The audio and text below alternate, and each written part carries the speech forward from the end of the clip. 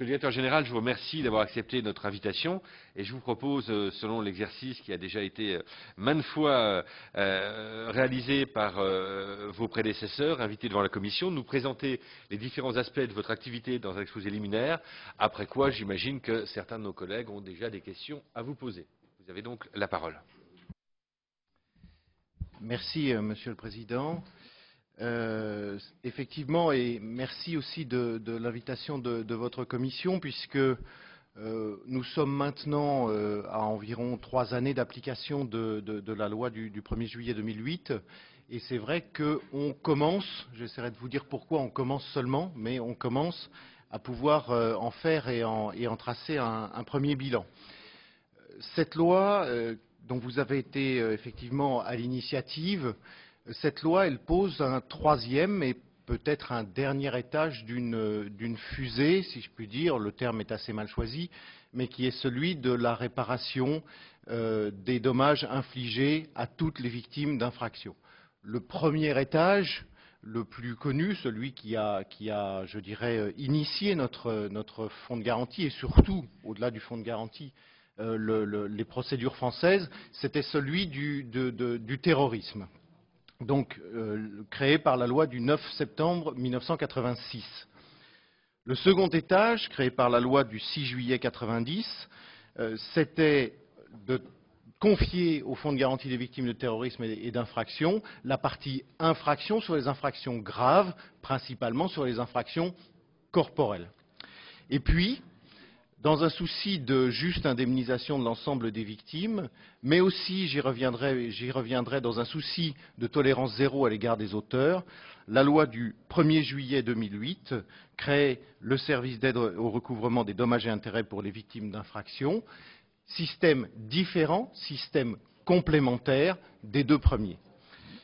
Système différent puisque les conditions qui sont posées pour avoir accès au service sont profondément différentes de celles qui justifient ou qui peuvent permettre la réparation au titre des victimes d'infraction, puisqu'il faut bénéficier d'une décision pénale définitive, par conséquent d'un auteur et d'un auteur condamné.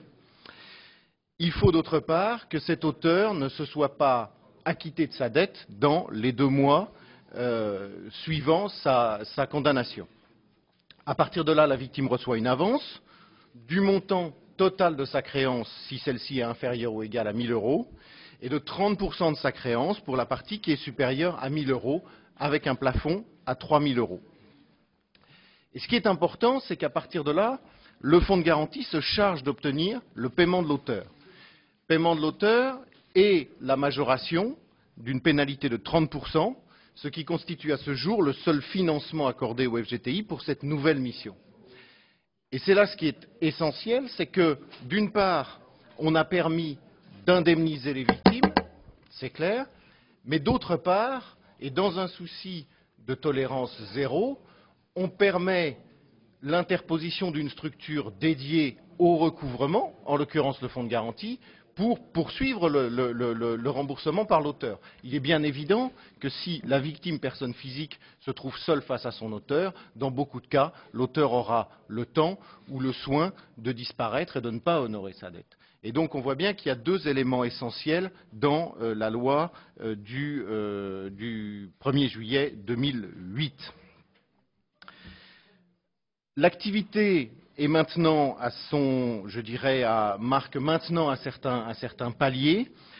Pour vous donner les statistiques 2011, nous avons traité 34 900 dossiers en 2011, qui est en progression très importante. Les chiffres ne sont pas très significatifs puisqu'on est avec un quasi-doublement des nombres de saisines chaque année.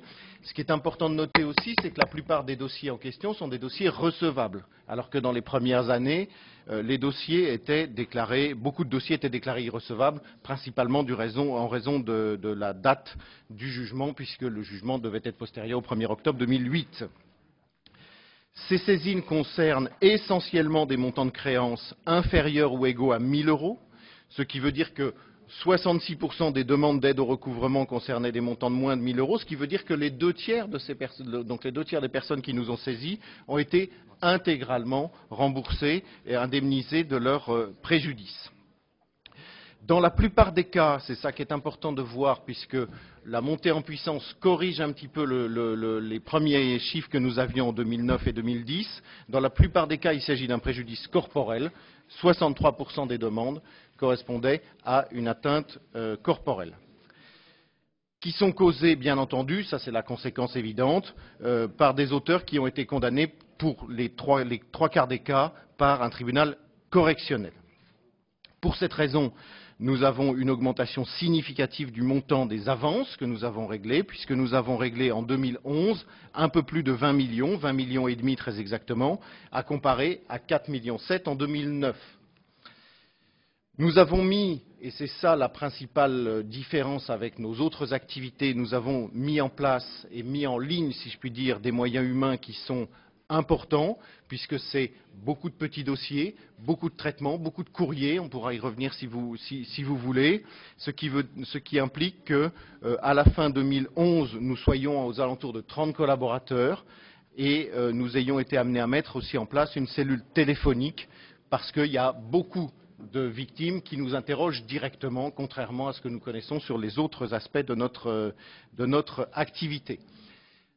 Grâce à ces moyens humains, les premiers retards, et vous en avez sans doute été saisis, et vous en avez été saisi, Monsieur le Président, vous ne vous privez pas d'ailleurs de me le renvoyer, les premiers retards qui ont été connus, puisque nous disposons de 2 mois pour rembourser la victime, sont désormais résorbés, ce qui veut dire que nous tenons aujourd'hui ce délai légal, ce qui montre aussi que le délai légal n'était peut-être pas si infondé que ça. Simplement, il faut bien savoir que nous avons des difficultés aussi à pouvoir recruter des collaborateurs qualifiés sur ce genre de métier. Monsieur le directeur général, je vous interromps puisque j'ai le plaisir d'accueillir une délégation de la Chambre des députés d'Haïti. Nos collègues, notamment plusieurs présidents de commission, ont souhaité assister à cette audition ouverte à la presse. Je les ai vus hier, donc je vous souhaite la bienvenue au nom de l'ensemble de mes collègues membres de la commission des lois.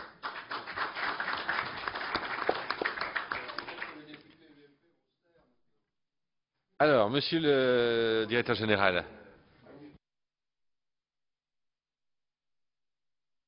Monsieur le directeur général, vous avez la parole.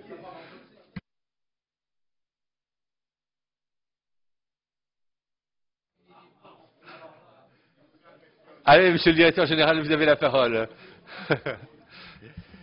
Avec ce nouveau métier, donc nous expérimentons donc une activité profondément différente, comme je l'indiquais, puisque nous sommes en rapport direct avec la victime, alors que dans la plupart des cas, nous sommes, dans les autres cas de notre activité, nous sommes souvent en relation avec un avocat. Nous sommes en relation avec un nombre très important de victimes, avec un nombre très important d'auteurs, ce qui suppose pour nous d'avoir une activité de recours qui soit, elle aussi, adaptée à ces petites créances. Nous avons recouvré en 2011 6,5 millions d'euros, à comparer aux 20 millions payés, ce qui veut dire que par rapport aux premiers chiffres qui pouvaient sembler très bas, la proportion de notre recours augmente et augmente de façon assez significative. Elle augmente dans le temps parce que même si les créances sont petites, nous mettons parfois un temps important pour recouvrer, puisque nous pouvons prélever parfois des sommes extrêmement faibles sur les auteurs, mais on ne les laisse pas pour autant partir dans la nature. Au final, il est clair que ce nouveau dispositif, et on pourra parler aussi, si vous le souhaitez, des véhicules incendiés, a apporté un bénéfice considérable aux victimes, qui se trouvaient souvent extrêmement démunies et qui avaient du mal à comprendre pourquoi d'un côté elles étaient très bien traitées lorsqu'il y avait un gros préjudice corporel, et pourquoi de l'autre côté elles étaient parfois un peu abandonnées à elles-mêmes, livrées à elles-mêmes pour récupérer la réparation du préjudice qui leur était dû. Donc ce dispositif est évidemment un progrès très important. S'il fallait réfléchir à des pistes d'amélioration, on pourrait vous en donner, mais c'est vrai que nous sommes parfois démunis par la perte d'informations qu'il y a sur les auteurs, donc on perd de l'efficacité sur le recours, alors que dans la chaîne pénale, dans la chaîne de la justice, ces informations sont disponibles, donc c'est vrai qu'on souhaiterait en disposer. Et puis c'est vrai aussi que s'il continuait d'y avoir une progression des indemnisations, puisque cette nouvelle mission s'est faite sans augmentation spécifique des ressources, il est certain que ceci pourrait poser un problème qui aujourd'hui est maîtrisé grâce à la gestion assez stricte et notamment au recours que nous avons au sein du fonds de garantie. Voilà, Monsieur le Président, je voulais être bref pour essayer de laisser la place aux questions et j'y suis évidemment complètement disponible.